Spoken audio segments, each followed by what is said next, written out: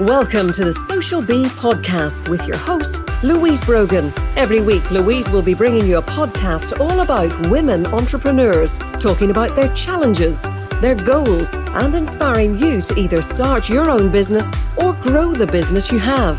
Visit www.socialbeeni.com to join our community and pick up some lovely freebies to start marketing your business online today. Hello and welcome to today's episode of the Social Bee podcast.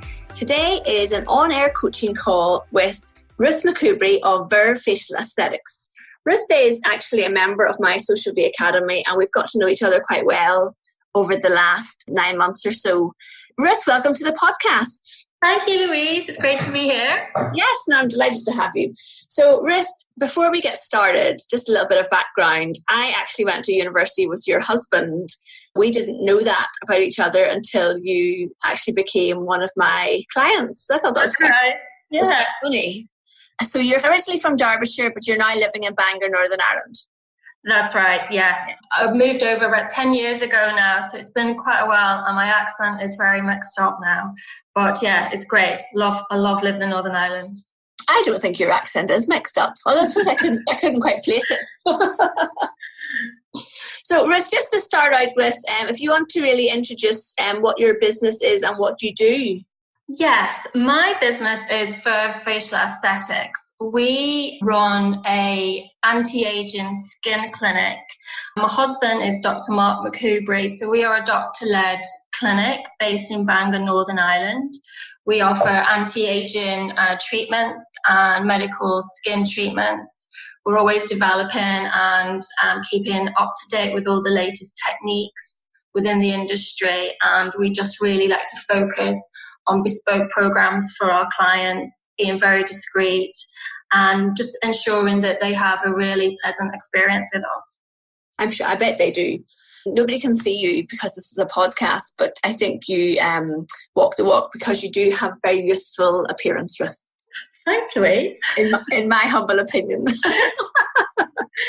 So, Ruth, the on-air coaching calls are really a chance for you to ask me some questions about your business that you want some help with. What particularly would you like to have a chat about today? Today, I'd like to focus on, I'm looking for ways to best approach to find my ideal client, where to look on social media and, just generally just to find the people that are best suited to the treatments that we offer. Okay, well, let's have a bit of a look at that.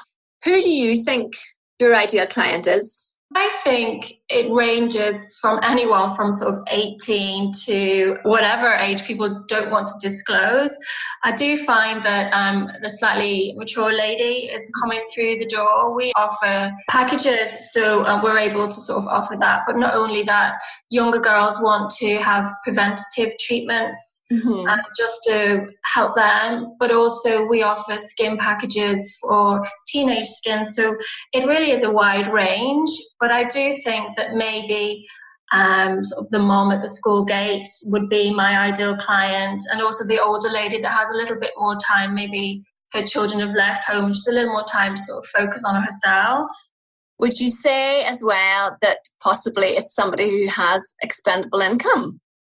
Yeah, definitely. I think, we do invest in ourselves, so maybe having that little bit of income to invest in, in your own appearance is always a benefit, just to achieve the results that you're looking for. Mm-hmm.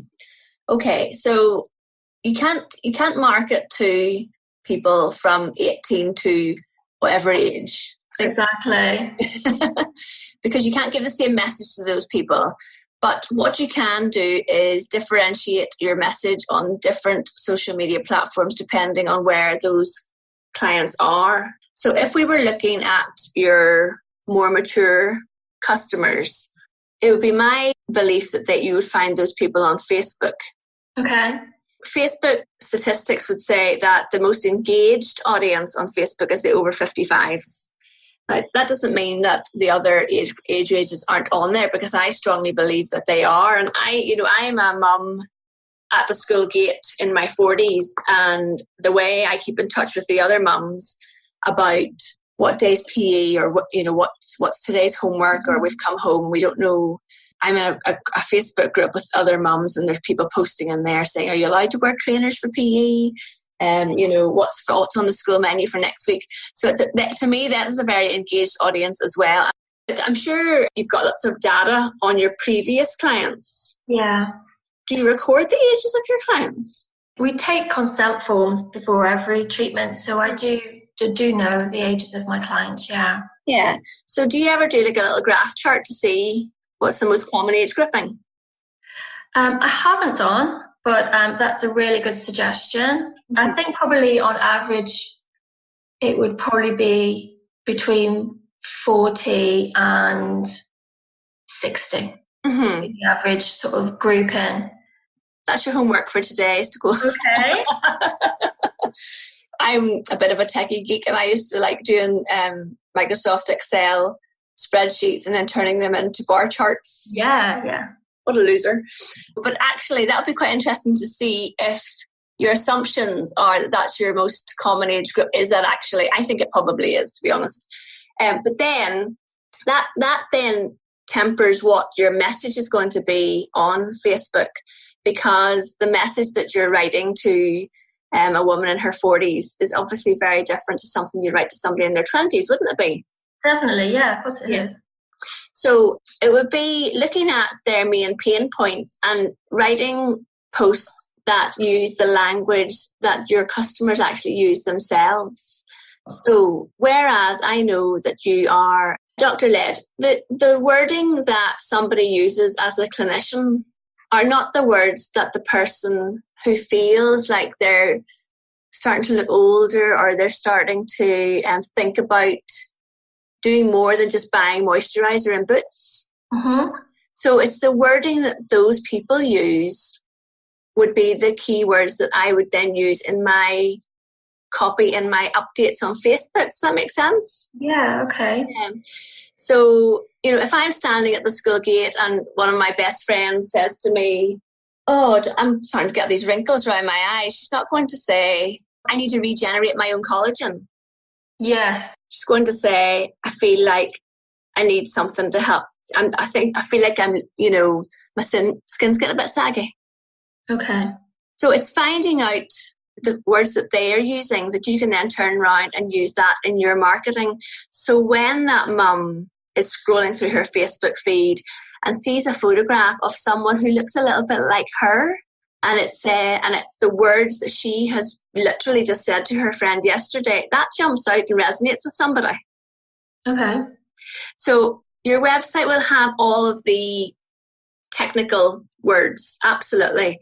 But when you are on Facebook and it's a social media, so people are on there because they are scrolling through, reading their friends' updates, you want your wording on there to be along the similar lines of the other posts that they're reading and engaging with.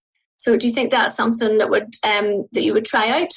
Yeah, definitely. We'll definitely give that a go. So just mirror the language that people are using themselves. Yes.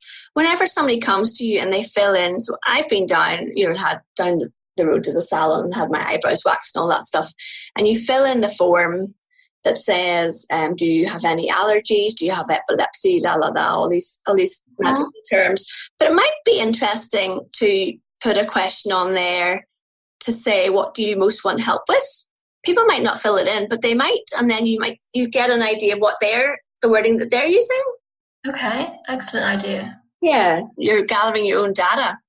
When you spend time on social media in groups where your ideal client hangs out, it's really looking and seeing what are the common questions that they're using. I'm just kind of reading. It's a bit of research. Yeah. I'm not saying go into a group and say, what are your common issues with skin? I'm not saying that. I'm saying go into the groups where they're already talking about and look and see what kind of language they're using in there. Okay. So I know that there is a very active mums group in your area on Facebook, the North Down Mums, I think it's called. And I have heard that it's a very active group. So it'd be a group like that, or a group for, there's lots of groups. There's like the Honest Mum Facebook group, and there's Mums at Work networking groups. So joining some of those and just in the search bar, even looking and seeing, are people talking about how their appearance or their skin, and really seeing what wording that they're using in those posts. Okay, will do. That's a great idea. Okay, well, I'd love you to try that out and let us know how you get on with it. Okay. You had another question here for me about how often do you keep in touch? Yes, just frequency. How often is enough to, keep yourself in mind with people without coming across as, being a nuisance, if you know what I mean. You don't want to be there in front of people constantly, but also you want people to remember that you are there and, to get in touch. Mm-hmm. So how often are you posting on your Facebook page at the minute? I'm trying to do about 3 times a week. Perfect. Okay. And what kind of posts are those? It's information. It would be, what treatments we're doing, or if the weather's really well, really great, just to remember to wear sunscreen. Mm-hmm. Information type posts. Okay. Which is great. So, but you want to mix it up a little bit. So the kind of posts, the 3 types of posts I think people should be using are educational, okay, which is what you're doing there. Maybe something along the lines of entertaining. Now, I know that you're a very professional brand, but the entertaining could even be a little bit of behind the scenes. Okay. Okay. Do you get deliveries of your products? Yeah. Yeah, probably all the time. Do you ever watch the videos? Well, I'm sure you haven't watched them, but you might not be aware of them. The Open the Box videos on YouTube. Yeah. You could do an Open the Box live on Facebook. Okay. Something that's just a little bit different. Are any of your products that arrive, are they nicely packaged, or are they all just in big brown boxes with? A bit of both, actually. Yeah. Sometimes you get little samples of other, up and coming creams or products that are coming out. So it is quite nice. Sometimes you don't know exactly what's in the boxes, from that. That'd be brilliant. You opened the box and then you're like, oh my goodness, look, they've sent me this sample of such and such. That, to me, that would be really engaging and entertaining. Okay, I like it. Great. So a mixture of the information about the treatments and products and services that you have, a little bit of entertaining. You want your page to be somewhere where people go to because, again, bringing it all back around to being social. Okay. So if you do your 3 posts a week and you make one, the education, here are the services that we have and the background of the fact that I know that Mark goes on training programs and everything like that. Mm-hmm. A bit of entertaining. But also then, if you have posts that are asking people their opinions on things, we, in the Social Bee Academy, we worked a little bit on writing blog posts, answering people's main questions, didn't we? You would do, yeah. Yeah. Are you still doing that? It's on my to-do list for my next one. If it's falling off your to-do list because it takes too long to do, you could do it as little video blogs. Okay. And you could post those videos onto Facebook. But asking people, if you said, I'm going to do a series of videos about, what are fillers? What is a facial filler? What is the best anti-aging treatment? What is non-surgical nose reshaping? Because I don't know what that is. These kinds of things. And then you could say, what would you like to know most about? Put yourself in the shoes of the person who... Because do you get a lot of repeat clients, Ruth? Yes. Yeah. So are we looking for new clients? Yes. Yeah. So maybe the new clients are the people who don't really understand the benefits of what you provide. They don't really understand the terminology. So when you're doing your blog posts or doing little videos about did you know, or even if you did a graphic that says did you know what a chemical peel is, to write it for people who have zero or little understanding of this whole area. Okay. So if you can write a blog post or a status update that takes something that to me sounds like chin and jaw contouring I have no idea what those things are. Can you tell that I don't